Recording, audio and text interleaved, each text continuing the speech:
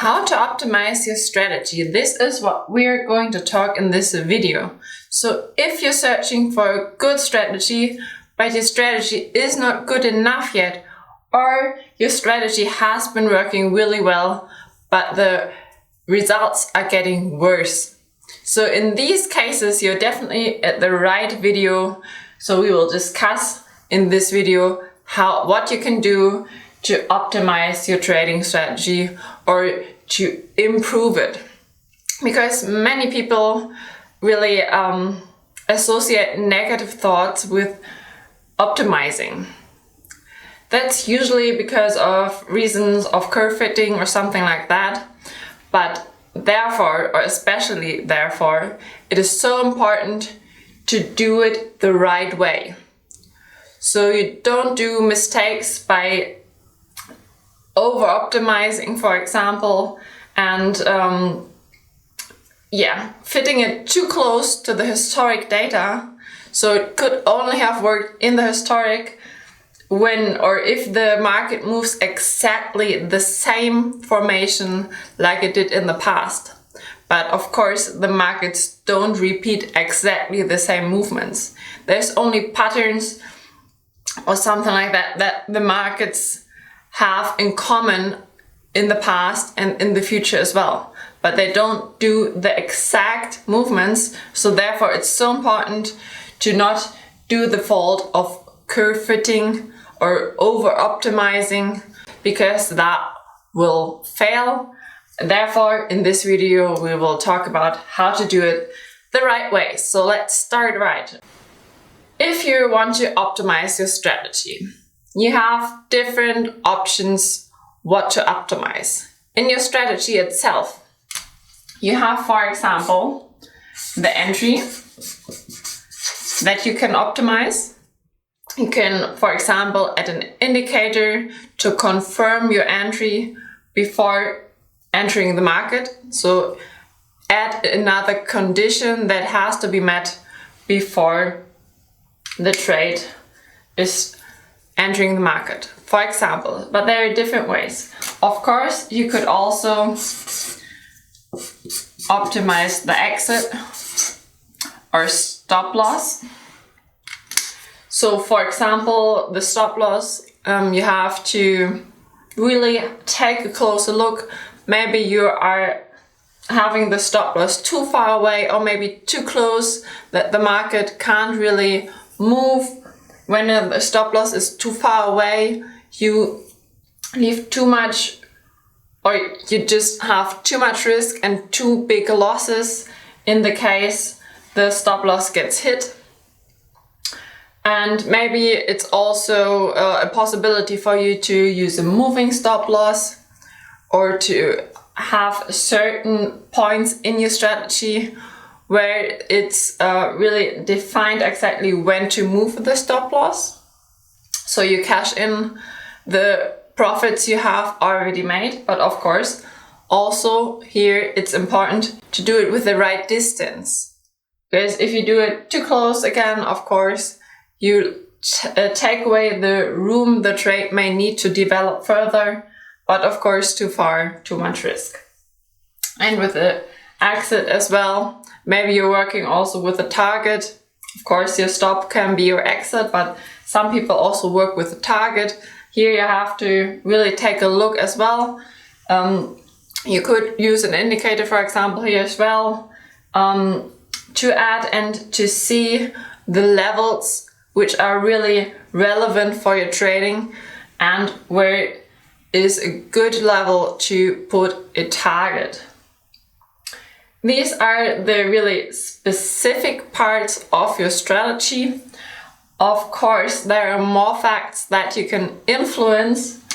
That could be the risk management, for example.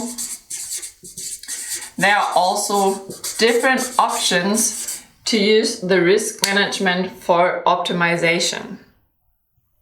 Let's make an example. Usually your equity curve probably looks something like this. You have drawdown phases here, and then the market is going up, or you have a phase of really good trades. So you're making new highs in your equity curve, but also, of course, phases that are not going that well. That's totally normal in trading. That's part of the game. You can't do only good phases. That's not possible. Because we don't have a fortune teller in trading. So that's why we work with the markets, and therefore this is totally normal, these drawdowns. But what we can do when we see that we're in a good phase, we can increase the risk. So for example, we can say, okay, normally we trade with 2 lots. We are in a good phase. Let's go ahead and go to 3 lots. So what you do is, the good phases, you really push with more lots, so you make more profits out of this phase. But of course you can do it the other way around as well. So when you see you're having a drawdown in your equity curve, of course you need to decrease your lot size now at this point, so you make less risks or less losses. So at this point you go back from, for example, 3 lots to 2 lots. So you really have a look that you really decrease those levels or those losses. Of course, you can make it even, make the difference even higher, but what we really want to do, we want to make the upwards movements even higher, and the downwards movements, we want to flatten them. So in this case, we make from this equity curve, we make it more look like this. Higher upwards phases and shorter or flatter downwards phases. That's how we can influence our equity curve with the risk management. So you see there are really different options, but what really is important, that you only change one thing at a time. That's really essential. Why? Because if you change different factors, you can't really tell which factor has led to which result.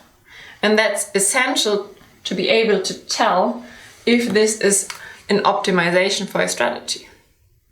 So for example, if you want to improve your entry, then concentrate on the entry first, and for example, add one indicator that you want to implement into your strategy in order to confirm or to have an additional confirmation before you enter the market. So you get better entries, clearer entries, because the goal, of course, is to only trade the good ones, the good entries that are really promising. So in this case, you only do one indicator that you're adding. And then you see how the strategy changes and how the results change. And if you have a numerous number of trades, it has to be a representable number in order to be able to tell if this is working or not. Because like we have seen here, of course you have good and bad phases in your strategy always. So you have to go through all phases in order to be able to tell if your adjustment is an improvement or not for your strategy. So what really is important is to know your strategy and to have trust that this is working and you are able to improve it. Because without trust to yourself and to your strategy in trading, it's not going to work. So you see, really take time to analyze your strategy, and where there is maybe a lack of, I don't want to say lack of quality, but where there is room for optimization. And always keep in mind, like I have mentioned before, don't over-optimize. Leave room for your strategy to be able to work in the future as well. If you analyze the historical data too close and adjust your strategy too close to this movement from the past, it can't be repeated in the future. That's let me compare, for example, with a recipe. Your strategy is like a recipe for trading. That way you can repeat it every time, wherever you want, whenever you want, if you have the right ingredients. And these ingredients you can't buy in the store. These have to occur in the market, and these ingredients have to be met all at the same time in the market. Then you have all the ingredients for your meal, and in this case, all factors that have to be met for your trading to be profitable. So that's really how optimization can work for you. So now let's take a look at your strategy and look if there is room for optimization and what you want to start up with. For me, this is it for this video. If you want to know more and maybe trade with me, I have a trading signets group. You will find the link below this video, and it's totally for free. So click now below and you are free to join. I will see you there. Bye bye.